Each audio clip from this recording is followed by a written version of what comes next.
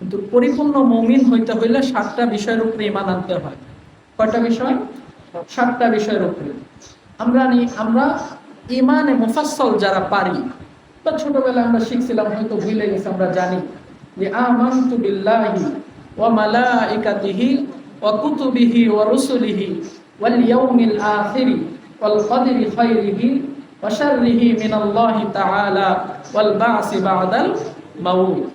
আমানতু বিল্লাহি, আমি ঈমান আনলাম আল্লাহ তাআলার উপরে। এটা আমরা কালেমায় পড়ছি, লা ইলাহা ইল্লাল্লাহ, আল্লাহ ছাড়া কোনো মাবুদ নাই। এই কথাটাই আমরা ঈমানে মুফাসসলের মধ্যে পড়তেছি, আমানতু বিল্লাহি ওয়া মালাইকাতিহি। আল্লাহ তাআলা যে হাজার হাজার লক্ষ অগণিত ফেরেশতা সৃষ্টি করছে, তার উপরে আমরা কি করলাম? ঈমান আনলাম। আমরা কি কেউ ফেরেশতা দেখছি? কিন্তু আমরা বিশ্বাস করি। কেন বিশ্বাস করি? আমরা কোরআন ও হাদিসে পাইছি যে আল্লাহ তাআলা ফেরেশতা সৃষ্টি করছেন, এই জন্য আমরা বিশ্বাস করি। ওয়া কুতুবিহি, আল্লাহ তাআলা আসমানে যত কিতাব, 104 খানা কিতাব যে পাঠাইছেন, আমরা কি 104 খানা দেখছি?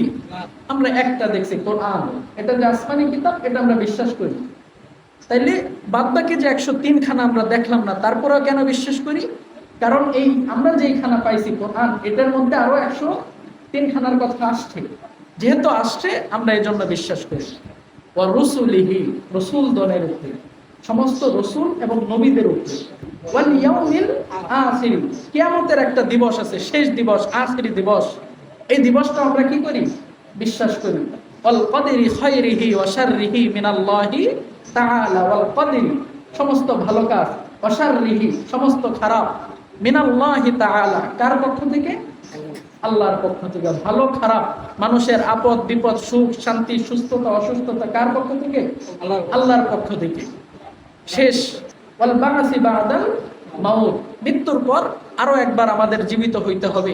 আমরা সকলেই হাসরের মাঠে আল্লাহর সামনে দাঁড়াবো। এই 7টা বিষয়ের উপরে ঈমান আনলে একজন মানুষ পরিপূর্ণ মুমিন হয়, ঈমানদার হয়, মুসলমান হয়।